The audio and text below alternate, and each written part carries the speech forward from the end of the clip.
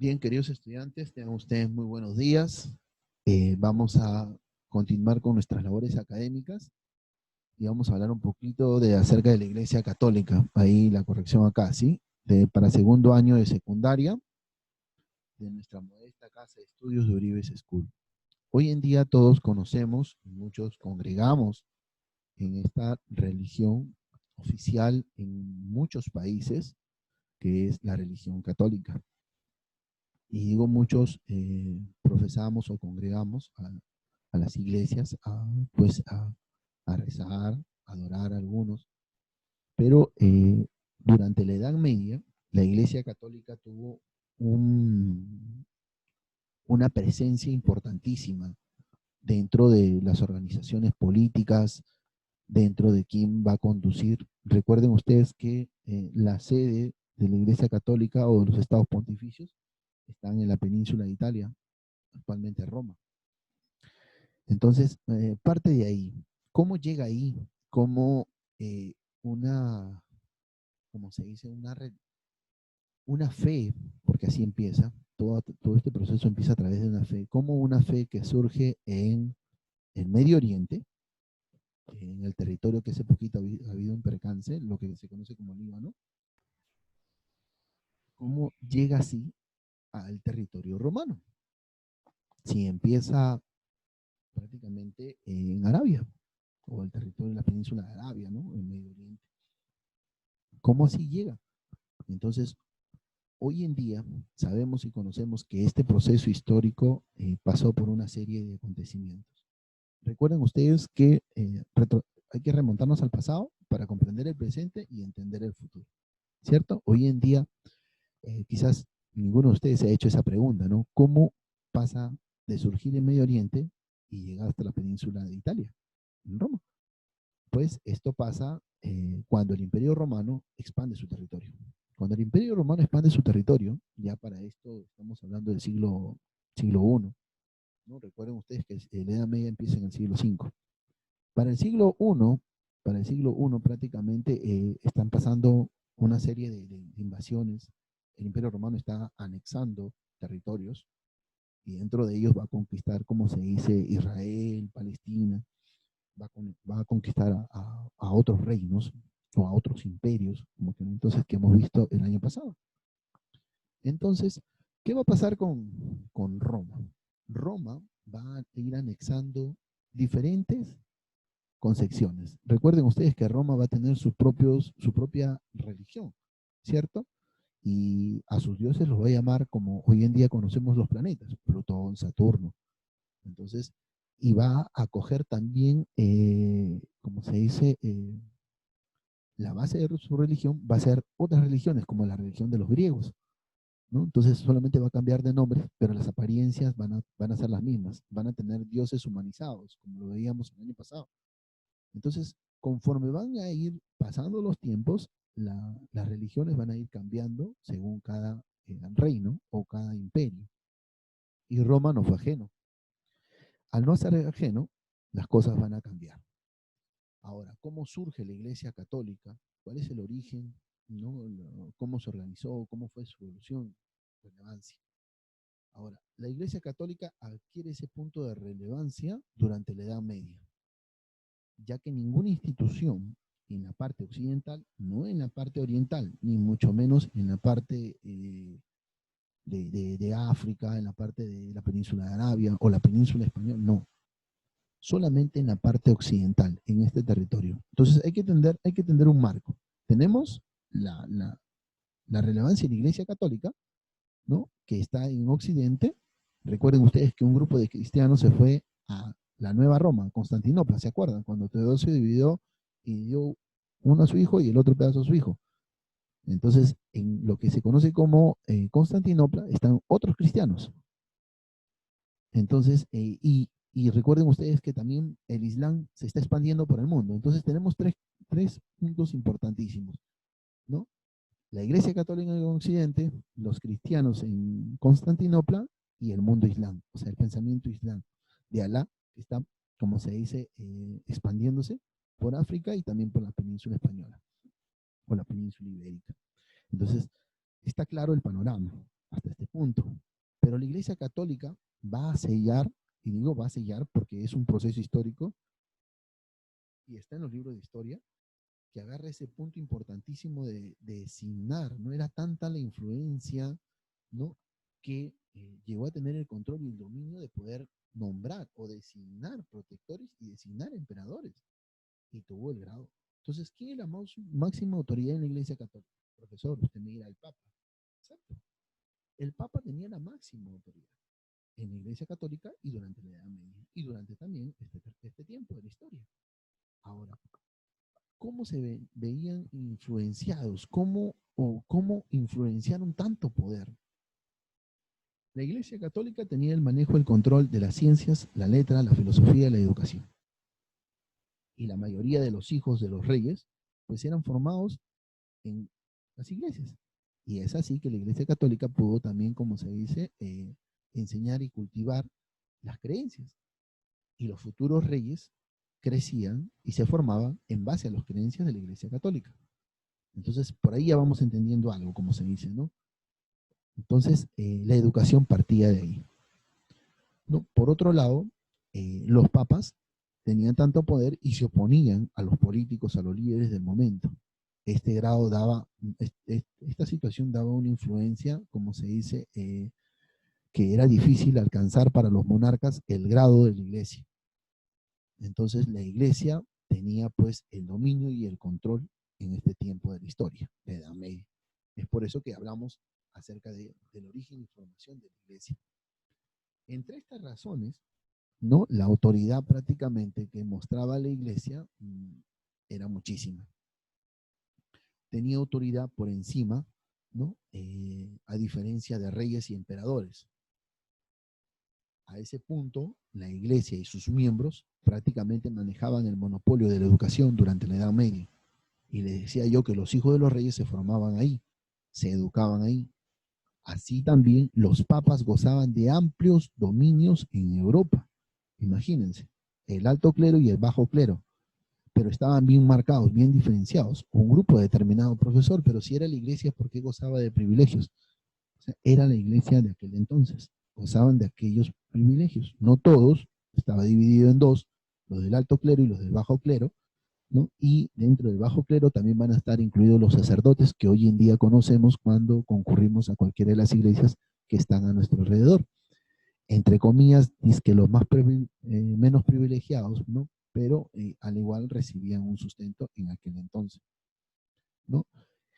Así se mostraba la Iglesia Católica durante la Edad Media y el dominio y el control de la misma. Ahora, a eso se sumaba que durante la Edad Media la Iglesia Católica empezó a aplicar ciertas acciones que desde mi punto de vista y algunos para aquel entonces era necesario. O sea, ustedes han escuchado hablar de la frase, el fin justifica los medios, igualito.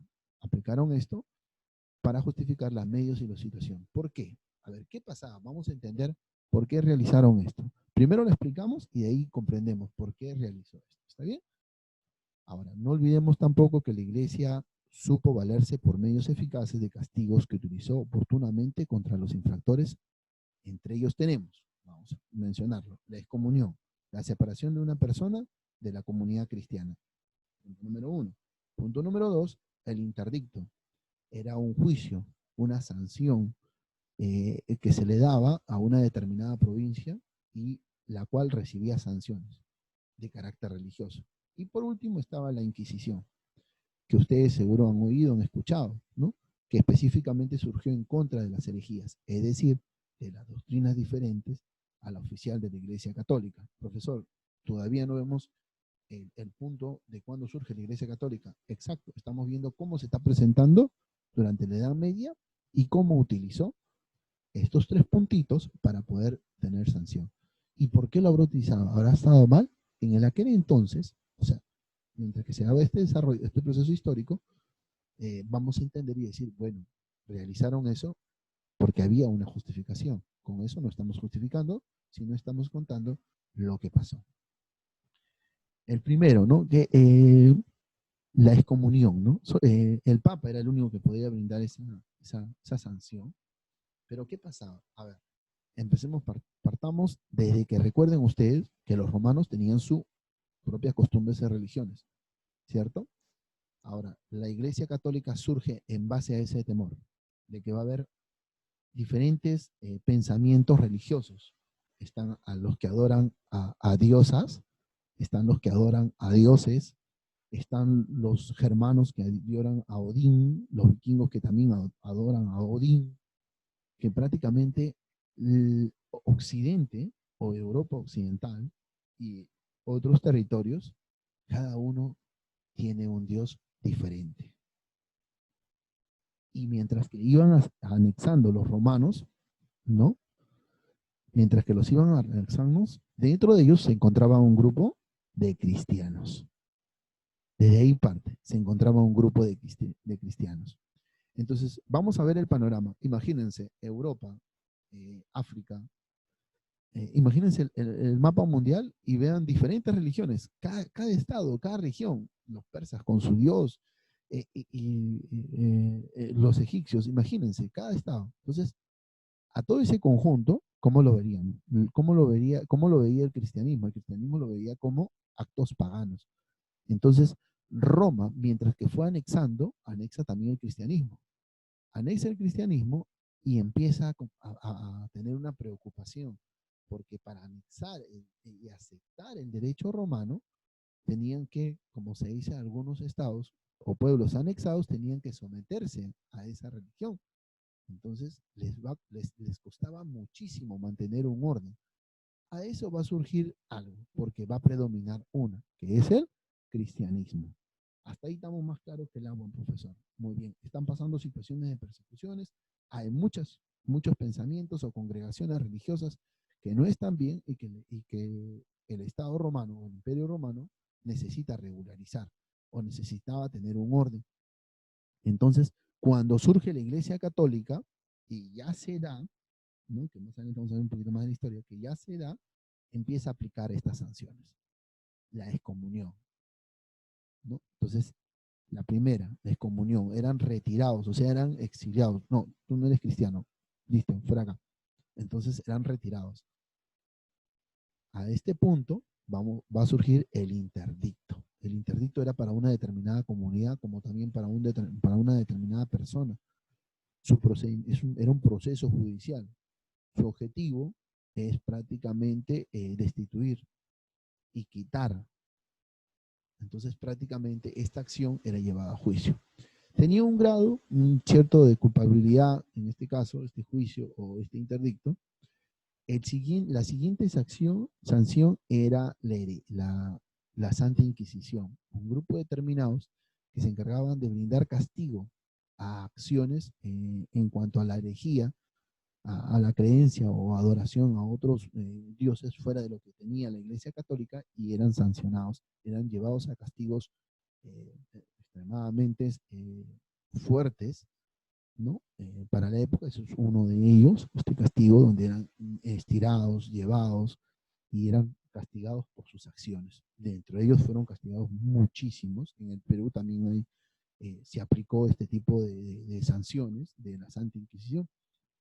Entonces, la Iglesia Católica se había posicionado durante la Edad Media bien marcada, bien dada en la historia, ¿no? Ahora, esta Iglesia Católica estaba dividida pues en dos. Los miembros de la Iglesia Católica estaban los cleros, los clérigos, ¿no? Un grupo determinado, ¿no? Muy separados al resto del mundo, prácticamente que vivían en monasterios, abadías o conventos, ¿no? Dentro de ellos están los monjes, ¿no? Ellos vivían muy separados, conocidos como el clero regular, ¿no? Estos monjes estaban sometidos a una estricta regla llamada el clero regular. Fue Benito de Nursia quien organizó la creación de monasterios en Europa Occidental. A su orden religiosa se le llamó los benedictinos. Y a esta orden religiosa que vivía en los monasterios tenía una vida, prácticamente una forma de vivir muy aislada a diferencia del otro estamento, de los otros clérigos. Y dentro de los otros clérigos van a estar los encargados de enseñar a la población, de impartir los sacramentos y también a la vez de predicar, ¿no? Ellos van a vivir con las personas, ¿no? O con el clero prácticamente considerado como el clero secular, por prácticamente está ese entorno, el papa, los obispos, los sacerdotes, ¿no? Los sacerdotes van a ser los que prácticamente van a cargarse la chamba de trabajar y predicar, estar en contacto con la población y van a ser designados en diferentes zonas y territorios. A eso se va a unir también una vida similar, ¿no? A la del pueblo, y a menudo ellos se van a hallar sometidos a lo que se vive en el momento, que era la situación del feudalismo. O sea, van a prácticamente someterse al señor feudal en este caso. Pero van a gozar de bienes, beneficios y sobre todo de una autonomía. Entonces estamos teniendo claro dos aspectos importantes o dos divisiones dentro de la iglesia marcadas, los que estaban en el monasterio y los que vivían pues el clero secular y regular. A la cabeza de todo esto estaba el Papa, ¿no? El cual se hallaba y quien residía en Roma, y en ocasiones su autoridad fue cuestionada por X cosas, ¿no? Los obispos de Bizancio, ¿no? ¿Qué pasaba? En Constantinopla, en Bizancio, no había papa, sino había un obispo, un patriarca. Recuerden ustedes que un grupo de cristianos también fue anexado allá. La Iglesia Católica ya se forma en Occidente y en Roma y se cimenta estas bases. Entonces el Papa va a tener una imagen importantísima, ¿no? El grado de honorífico de la Iglesia Católica y su influencia va a ser muchísima en todo el Estado y sobre todo en Occidente. Entonces vamos a ver acá un punto marcado, porque vamos a hablar acerca de la historia de la Iglesia Católica. Ahora sí, para entender, hasta este punto nosotros hemos estado hablando de cómo se presenta la Iglesia Católica durante la Edad Media, ¿no? Cómo está marcado. Tiene dos divisiones, el clero secular y el clero regular, y la dirección que está bajo el Papa, y tuvo tanto grado de importancia que pudo designar. Ahora sí, ¿cómo surge lo que hace un ratito estábamos hablando de la Iglesia Católica? Ahora, durante los primeros años del año 280, la historia estaba marcada. Recuerden ustedes que hay un grupo de cristianos que estaba siendo perseguido, ¿no? Prácticamente, perdonen un ratito ahí la bullita, los romanos prohibían a los cristianos, como se dice, continuar con sus creencias, con su conversión. Ahora, esto surge a raíz de que, vamos a pausar un ratito casi.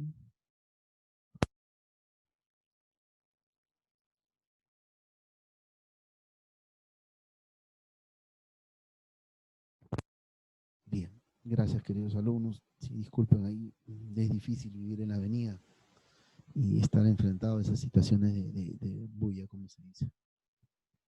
Ahora, estos cristianos fueron perseguidos, ¿no? Perseguidos. Ahora, en la búsqueda de querer los romanos buscar la conversión, ¿no? Constantino va a legalizar el cristianismo, ¿no? ¿A raíz de qué? Van a perseguir a los cristianos, ¿no? Conquistan el Líbano, Medio Oriente, Palestina, Israel, y los quieren anexar. Y al querer anexarlos, le dicen, acaten el derecho romano. Entonces tienen que creer como tal. No, al no creer, ellos lo buscan. Los empiezan a perseguir. Al enfrentarse a diferentes situaciones, ¿qué hace Constantino? Constantino dice, se inclina al cristianismo y lo legaliza. Al legalizar al cristianismo, pone como religión estamental, o como religión dada, ¿no? Al cristianismo, a través del edicto de Milán en el año 313. Estamos hablando prácticamente siglo IV después de Cristo. La primera figura en dar a conocer acerca del cristianismo es Jesucristo. Y Jesucristo firma las bases de su iglesia con los 12 apóstoles. Desde ahí parte, ¿no? ¿A quiénes perseguían los romanos? A los discípulos de Jesús. a quienes perseguían, al no tener, como se dice, un control, Constantino, ¿qué hace? Acepta, acepta el dogma y lo oficializa, lo legaliza.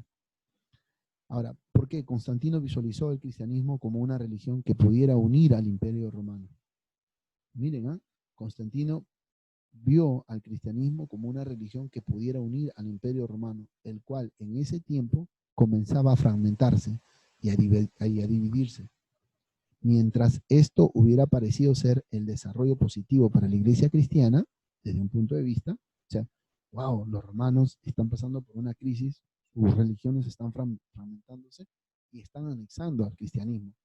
Ya prácticamente partió Jesucristo y dejó a su iglesia, ¿no? Y también dejó a los discípulos, y anexarlos va a ser prácticamente la salvación para Roma. Así lo veía Constantino, ¿no? El resultado fue todo menos positivo. La acción lo que quiso Constantino fue bueno, pero los resultados no fueron positivos. Al igual que Constantino se negó a adoptar de lleno la fe cristiana, por ahí partió, por eso que falló, sino que continuó con muchas de sus creencias y prácticas paganas. Así también la iglesia cristiana que Constantino promovió era una mezcla del verdadero cristianismo con el paganismo romano. Por eso les decía yo hace un ratito, imagínense un montón de congregaciones de iglesias cristianas también, y de costumbres romanas, y los romanos anexan. Y prácticamente es como si hubiesen metido en un tupper todo y hubiesen mezclado y combinado muchas congregaciones religiosas que se veían en el momento. Y es por eso que la Iglesia Católica, ante esa situación, empezó a buscar medios de cómo corregir estas acciones. Ahora sí ya vamos entendiendo, profesor.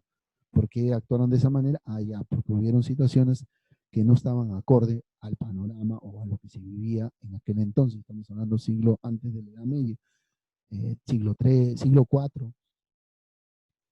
Ahora, Constantino descubrió que con la gran extensión del Imperio Romano, tan diverso y expansivo, no todos aceptarían renunciar sus creencias religiosas y abrazar el cristianismo en su lugar.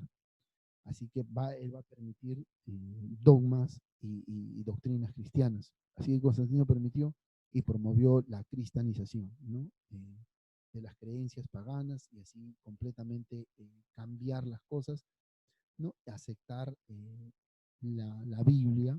Le dieron, prácticamente sería una nueva identidad al cristianismo, y esa nueva identidad asume como la Iglesia Católica. Ahora, la Iglesia Católica, a partir del siglo IV y siglo VI, se necesitaba, como se dice, definir estas creencias del mundo católico, establecer normas válidas, ¿no?, para la administración de la misma. Así que la Iglesia Católica va a través de un concilio ecuménico, ¿no?, donde los padres de la misma van a formar y van a, como se dice, establecer los perfiles, los decretos, las bases de la Iglesia Católica que hoy en día conocemos. Y esos grandes papas van a ser León I el Grande, ¿no?, o conocido como Gregorio I Magno, y posteriormente esto va a permitir el surgimiento de poderosos estados en Europas occidentales, que se van a convertir y van a anexar a la Iglesia Católica, y esta a su vez va a agarrar relevancia, ¿no? Y va a sopesar dentro de prácticamente en toda la Edad Media, como le decía al principio, y va a designar, como se dice, a reyes y emperadores. Y la Iglesia Católica fue sometida a muchas influencias de diversos gobernantes, ¿no? Hasta antes de la caída de Roma Occidente, y hasta antes del surgimiento del Imperio Carolingio y del Sacro Imperio Romano Germánico. Ya cuando surgen estos imperios o reinos germánicos, prácticamente la Iglesia Católica ya tiene un grado de relevancia, tiene un grado de importancia. Y esto le va a permitir, como se dice, eh, dominar y tener control de quién gobierna y quién no. Tanto así que la Iglesia Católica va a promover acciones de naciones, ¿no? Durante el siglo X y el siglo XI se vivió una intensa reforma de la iglesia que intentaba purificar. Ya para este entonces estamos viendo también los inicios de la caída de Roma de Oriente y Roma de Occidente, y el Papa de Occidente tiene que tomar acciones. Es por eso que le pide a los nobles, la Iglesia Católica, a los nobles, que inicien las cruzadas. Entonces, ¿cuál es el grado de importancia durante este tiempo de la Iglesia Católica? Prácticamente la Iglesia Católica tuvo un poder importantísimo. Surge a raíz de la anexión de diferentes, por así decirlo, congregaciones religiosas o pensamientos religiosos, y prima eso a raíz de que Constantino se da cuenta del beneficio que puede ser el cristianismo para Roma. Pero al anexarlo, anexó también otras costumbres paganas y a su vez también le dio un nuevo nombre. Es por eso que un grupo de cristianos se fue a Roma de Oriente, y en Roma de Oriente va a surgir la Iglesia Católica Apostólica Romana. No, perdón, la Iglesia Ortodoxa, perdón. Para Occidente es la Iglesia Católica Apostólica Romana, y para Oriente es la Iglesia Ortodoxa. Entonces surgen dos congregaciones diferentes. Aquella que empezó con el cristianismo pasó a ser la Iglesia Católica y después se va a dividir en ambos. Ese es el punto de origen de lo que hoy en día conocemos como la Iglesia Católica. Su importancia va a ser valiosa, y hasta la actualidad lo vamos a tener, pero ya en la edad moderna va a sufrir nuevas reformas y va a sufrir nuevas situaciones la Iglesia Católica que hoy conocemos, y que más adelante vamos a continuar estudiando esas reformas que ahorita estamos mencionando. Bueno, chicos, gracias. Vamos a dejar de compartir. 6. Ay, no lo corté.